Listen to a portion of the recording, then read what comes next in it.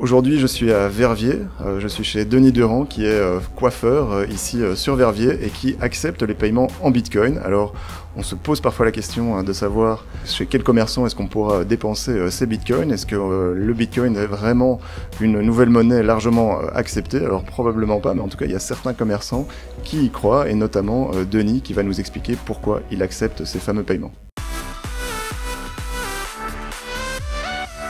J'ai eu la chance, on va dire, de découvrir le Bitcoin il y a à peu près 1 an et demi d'ici. Bon, j'en ai entendu parler avant, mais je n'y avais pas cru. Mais il y a 1 an et demi d'ici, j'ai eu la chance d'obtenir un petit peu du Bitcoin grâce à un placement en ligne qui m'a rapporté un tout petit peu et j'ai pu en gagner quelques-uns. Je me suis rendu compte du potentiel, de la plus-value que ça prenait. Et de fil en aiguille, j'en parlais un petit peu avec des clients et je me suis rendu compte qu'il y avait d'autres clients qui possédaient également de la crypto-monnaie et je me suis dit aussi que ce n'était peut-être pas que seulement un outil de spéculation, mais que justement, pourquoi pas proposer ça comme un moyen de paiement. Donc est-ce que tu as beaucoup de clients qui te demandent de payer en Bitcoin aujourd'hui? Alors, je n'en ai pas encore beaucoup, hein. On va dire que peut-être qu'aujourd'hui je les compte sur les 10 doigts de ma main. Mais en tout cas, je me suis rendu compte qu'il y avait plus de clients que ce que je ne pensais qui en possédaient. Est-ce que tu as une idée dans ta comptabilité, comment est-ce que tu vas intégrer ces paiements en Bitcoin? Effectivement, c'est pas une monnaie qui est officiellement reconnue. On parle un petit peu quand même d'une monnaie virtuelle. Alors maintenant, moi, ce que je fais, si quelqu'un me paye en Bitcoin, ben c'est la valeur de toute façon en euros. Donc je vais pointer 17 € ou 25 € selon le montant. Et je vais le déclarer et je pense que je payerai donc du coup les 21% de TVA. Donc tu vas le déclarer en euros, tu vas pas le déclarer en Bitcoin auprès de l'administration fiscale. Vu que je ne sais pas, vu que je crois que personne ne sait, et je sais même pas si eux savent quelque chose. Donc je pense que moi, pour être clair, ben voilà, j'effectue un travail.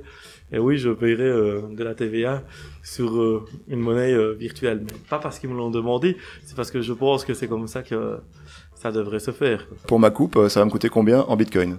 Ça va te coûter 17 € en Bitcoin. Donc si on regarde maintenant la transaction exacte, parce que tout dépend du cours, ça change tout le temps. Bah oui, aujourd'hui il est plutôt bas. Donc là, on serait à 0,002290. Est-ce que tu sais si ça va me coûter quelque chose en frais de transaction? Alors oui, ça va coûter quelque chose en frais de transaction. Ça m'arrange pas, ça. C'est parce que c'est le Bitcoin et que justement pour des petits montants, c'est peut-être pas encore la solution la plus adaptée, mais je pense qu'on est dans les premiers pas de la crypto-monnaie et d'ici peu, on aura probablement d'autres crypto-monnaies qui seront beaucoup plus adaptées pour les petits commerces comme nous. Quelle application est-ce que je peux utiliser? Alors moi je suis par exemple sur Coinbase.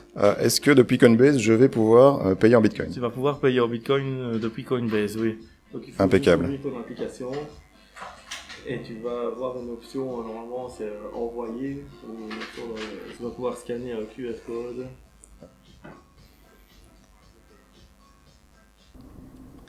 Je sais pas ce que vous pensez de ma coupe, mais moi je suis plutôt satisfait. Par contre, par rapport au paiement, je le suis un tout petit peu moins, parce que sur les 17 € que m'a coûté cette coupe de cheveux chez Denis, j'ai dû payer 3 € de frais. Donc 3 € de frais, ça fait 17-18% de frais supplémentaires. Donc on peut pas dire aujourd'hui qu'un paiement en Bitcoin pour des petits montants comme ça, ce soit vraiment très intéressant.